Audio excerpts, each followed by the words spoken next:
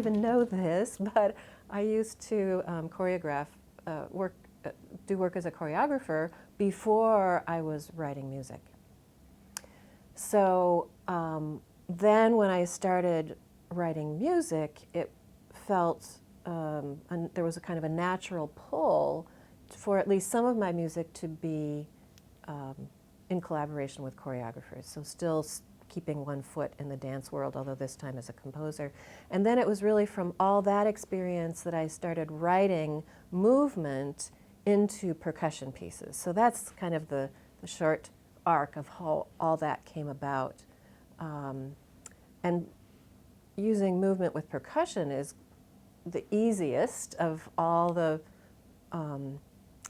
if you're going to really exploit their movements, because percussionist playing technique is already very physical, and they're already ready and willing to do all different kinds of things, all different kinds of instruments, and they're open to, for the most part, percussionists are open to a new playing technique that they might learn for a specific piece.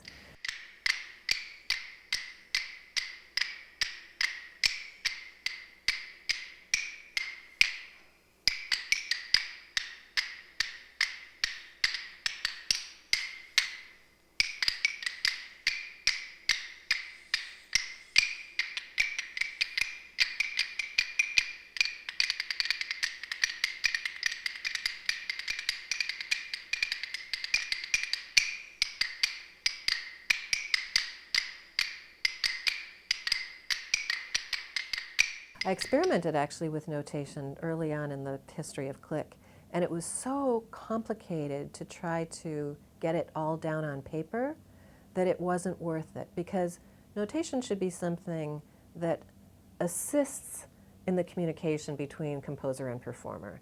And what I was finding with the notation I was trying to get down on paper was that it was something that would take the performer much longer to take off the page and into sound and movement, when I could just say to them, hold your claves like this and do this. And that was quick. And so that really became the score, with some kind of an outline, the way I would name the various patterns so that we could talk to each other without always having to refer back to like a number on the outline.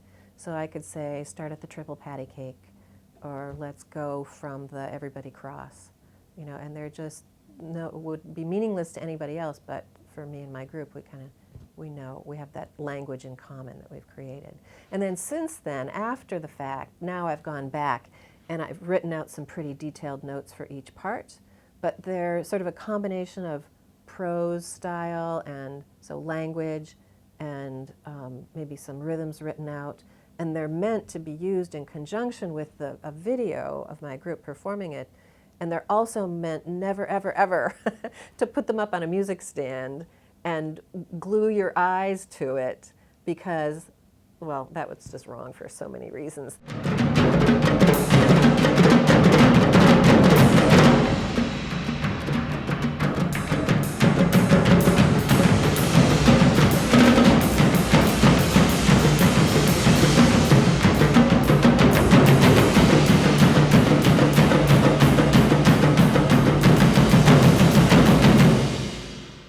Early on, I felt extraordinarily protective of these pieces, and I did not want anyone else to do it unless I could go and coach it.